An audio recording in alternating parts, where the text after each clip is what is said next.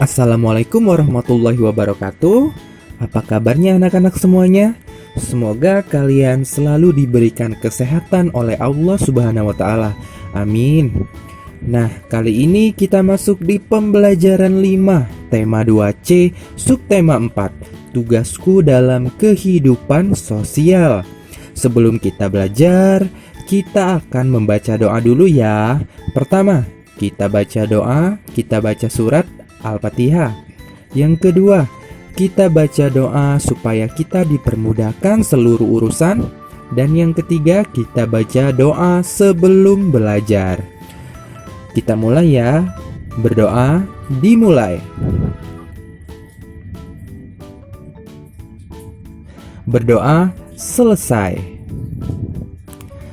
Tujuan pembelajaran kita kali ini yang pertama, siswa dapat menuliskan cerita tentang budaya tolong-menolong. Yang kedua, siswa dapat menceritakan pengalaman menolong teman yang berbeda agama. Kita langsung belajar aja ya. Menulis cerita berdasarkan gambar.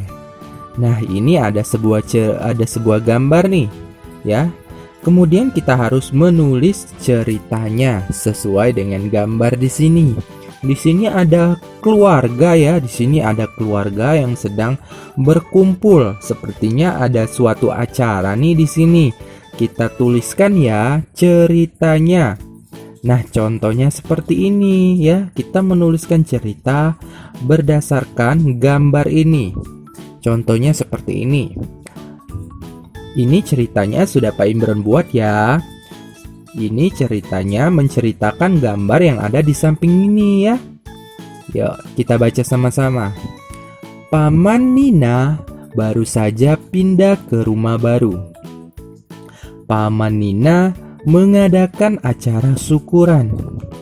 Acara syukuran diadakan sebagai bentuk syukur kepada Tuhan. Selain doa dan makan bersama, Paman Nina juga memberi sumbangan kepada anak yatim. Seluruh keluarga hadir di sana.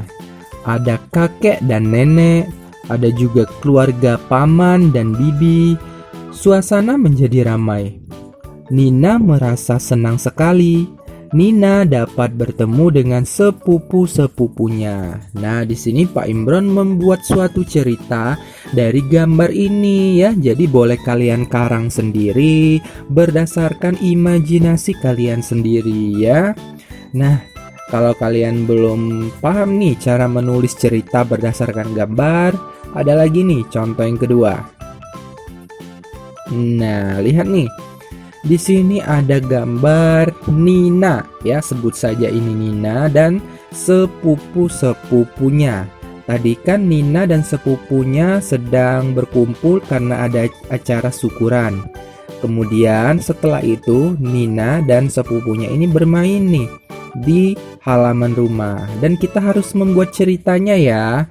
Terserah kalian mau membuat ceritanya seperti apa, sesuai imajinasi kalian. Nah, di sini Pak Imron sudah membuatkan ceritanya nih, sesuai apa yang Pak Imron pikirkan. Tapi harus sesuai dengan gambar ini ya, walaupun kita mengarang sendiri ceritanya. Nah, ini dia ceritanya ya. Setelah makan bersama Nina, tadi kan memang sudah makan kan mereka, dan sepupunya yang lain bermain bersama. Mereka bermain di halaman rumah. Sepupu Nina berjumlah 7 orang. Ada yang laki-laki dan ada yang perempuan. Nina dan sepupunya bermain dengan rukun. Ada yang bermain kejar-kejaran, mobil-mobilan, dan ada yang bermain lempar bola. Nina dan sepupunya bermain dengan ceria.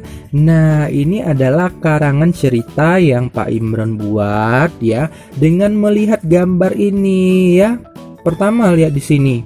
Pak Imron membuat kalimat setelah makan bersama, Nina dan sepupunya yang lain bermain bersama. Nah, tadi kan mereka sudah makan bersama. Kemudian di gambar ini mereka bermain. Nah, jadi Pak Imron tulis kalimatnya seperti ini tadi. Kemudian mereka ini bermain ya. Ada berapa sepupu nih? Coba hitung. Tuh 1, 2, 3, 4, 5, 6, 7. Sedangkan ini Nina ya. Jadi Nina mempunyai 7 sepupu.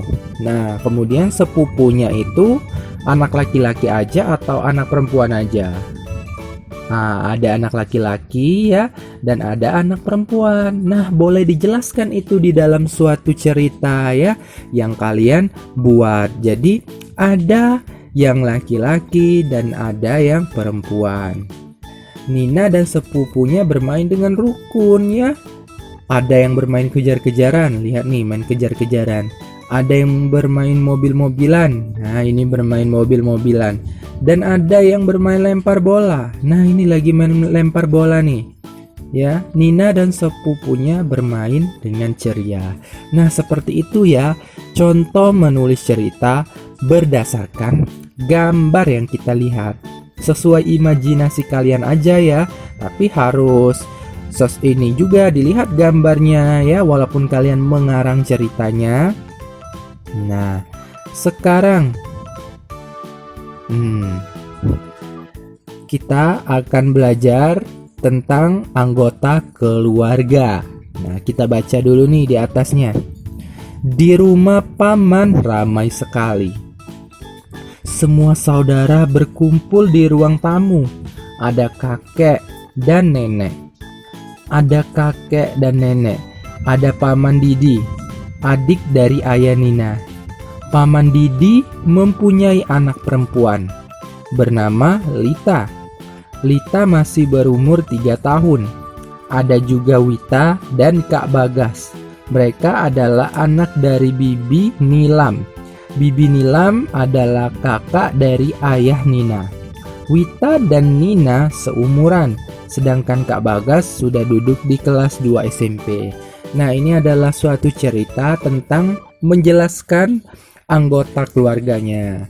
Nah, di sini biar lebih mudah, Pak Imron buatkan nih ada gambar-gambarnya dan ada nama-namanya sesuai dengan cerita di atas ini, dan juga sudah ada umurnya ya. Nah, di sini tadi kan di atas ada namanya Lita ya. Nah, Lita umurnya 3 tahun. Kemudian Wita umurnya 7 tahun. Bagas umurnya 14 tahun. Bibi Nilam umurnya 35 tahun. Dan kakek umurnya 59 tahun. Nah, usia saudara Nina berbeda-beda. Orang dengan usia yang berbeda memiliki sebutan yang berbeda. Nah, di sini kita akan belajar tentang penyebutan anggota keluarga sesuai dengan usianya ya.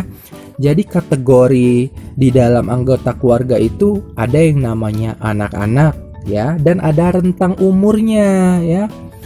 Kemudian ada juga kategori remaja dan juga ada juga kategori dewasa.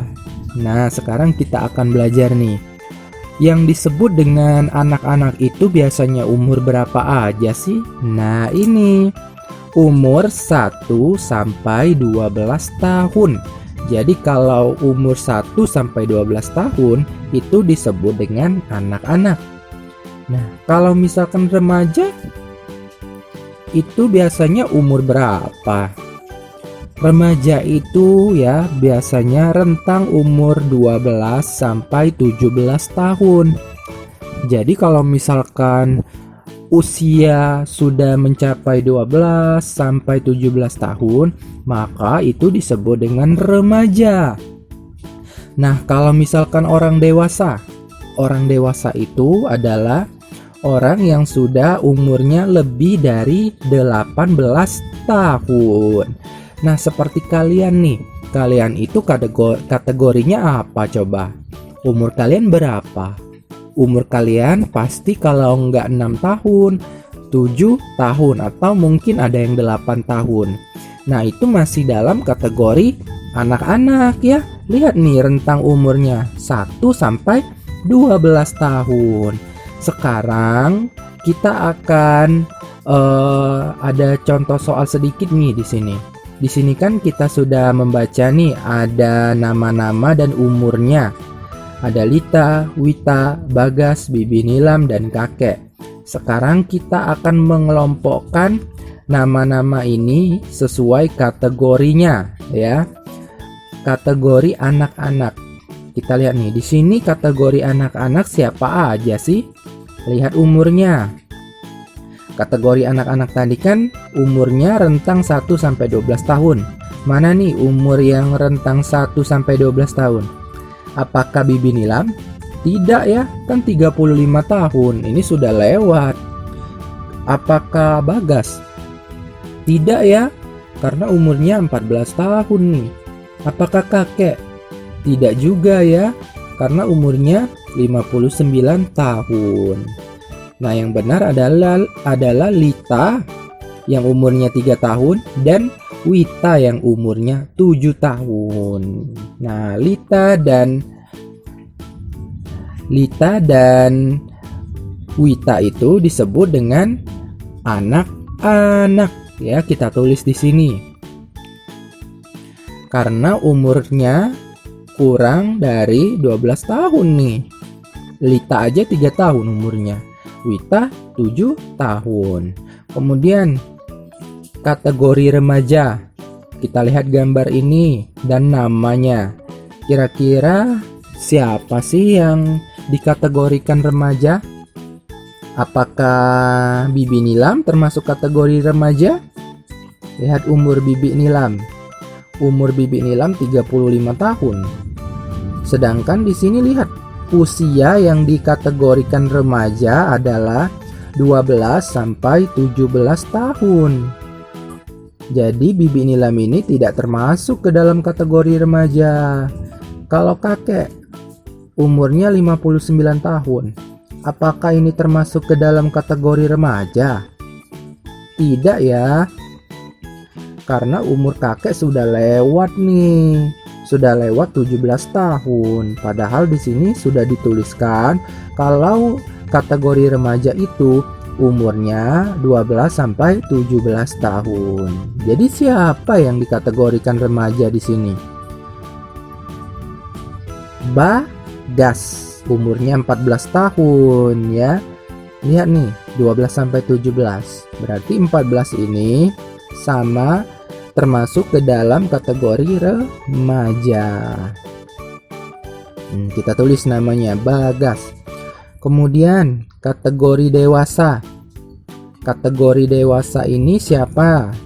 Usianya harus lebih dari 18 tahun nih. Yang mana nih usia yang lebih dari 18 tahun? Bibi Nilam dan kakek ya, kita tulis. Nah, kita sudah belajar tadi tentang mengelompokkan anggota keluarga sesuai kategorinya atau sesuai dengan penyebutannya. Ada anak-anak ya yang rentang usianya 1 sampai 12 tahun, ada juga remaja yang rentang usianya 12 sampai 17 tahun, dan ada juga dewasa yang rentang usianya lebih dari 18 tahun. Nah, sekarang ada contoh soal nih untuk kalian. Nah, tuliskan dalam tabel seperti berikut. Jadi di sini ada kategori dan nama anggota keluarga besar. Coba kalian buat nama anggota keluarga kalian di sini ya. Tapi harus sesuai dengan kategorinya. Kategori anak-anak siapa namanya, dan dibuat juga umurnya berapa. Kemudian di kategori remaja namanya siapa dan umurnya berapa. Tapi harus sesuai dengan keluarga kalian ya, jangan keluarga orang lain. Misalnya kakak kalian nih, kakak kalian umurnya 14 tahun misalkan, namanya Adi. Kita tulis 14 tahun tadi kira-kira masuk ke dalam kategori apa? remaja. Jadi kita tulis di sini Adi usianya 14 tahun. Nah, seperti itu ya. Kategori remaja. Misalkan ibu kalian umurnya misalkan 35 tahun. Nah, kira-kira itu termasuk kategori apa? Tadi kita sudah belajar kalau umurnya atau usianya lebih dari 18 tahun, berarti itu kategorinya dewasa. Berarti kita tulis nama ibu usianya 35 tahun. Nah, Mas ditulisnya di kategori dewasa ya, jangan salah. Jadi dibuat nih contoh soal ini ya, dikerjakan ya, nanti di-share aja di di grup kelas aja nggak apa-apa, di grup WA kelas di-share. Nanti Pak Imron lihat nih benar nggak jawaban kalian itu. Pak Imron tunggu ya jawaban contoh soal kalian. Nah, pembelajaran kita sudah selesai ya. Kita berdoa dulu sebelum selesai. Kita baca surat Al-Asr. Berdoa dimulai. Berdoa selesai. Wassalamualaikum warahmatullahi wabarakatuh.